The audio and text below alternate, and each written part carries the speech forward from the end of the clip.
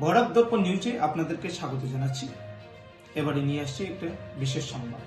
কালাইনের ব্রাহ্মণগ্রামস্থিত জামিউল উলুম শিক্ষা প্রতিষ্ঠানের এক সাধারণ সভা অনুষ্ঠিত হয় আজ।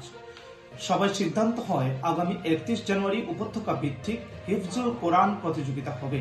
এতে প্রথম পুরস্কার সোনার পদক, দ্বিতীয় পুরস্কার রূপোর পদক এবং তৃতীয় পুরস্কার থাকছে নগদ 10,000 টাকা। প্রত্যেকের যারা বিজয়ী হবেন প্রথম, দ্বিতীয় এবং তৃতীয়, তাদের যে শিক্ষা প্রতিষ্ঠান থাকবে শিক্ষা প্রতিষ্ঠানের প্রধানকে দেওয়া হবে নগদ 5,000 টাকা করে পুরস্কার। বিস্তারিত জানাচ্ছেন আয়োজকরা, দেখে নিন ভৈরব দর্পণ নিউজে। মাদ্রাসার মধ্যে আগামী 31 জানুয়ারি একটি হিফজুল কোরআন প্রতিযোগিতা করতে যাচ্ছি।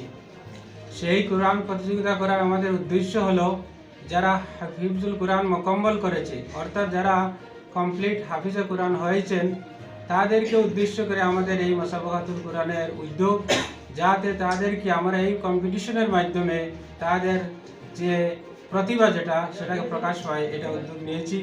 এখানে আমাদের চেয়ারম্যান স্যার বলেছেন যে আমরা প্রথম প্রাইজ হিসাবে দিব একটি গোল্ড মেডেল, আমরা সিলভার মেডেল এবং থার্ড প্রাইজ আমরা 10,000 টাকা স্থির করেছি।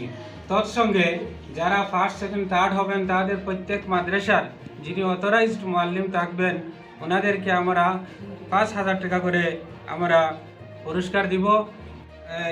পার্টিসিপেন্ট করবেন যারা হিফজুল কোরআনে অংশগ্রহণ করবেন সবাইকে আমরা 500 টাকা করে আমরা পুরস্কার দিব।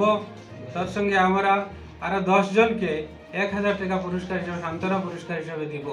তো এই উদ্যোগটা আমাদের বৃহত্তর এই কালাইন এলাকার যারা যুব সমাজ এবং জামিউল উলুম মাদ্রাসার যারা কর্মকর্তা বৃন্দ রয়েছেন, তৎসঙ্গে আমরা আলতাই ফাউন্ডেশনের উদ্যোগে আমরা এই প্রোগ্রামকে করতে যাচ্ছি।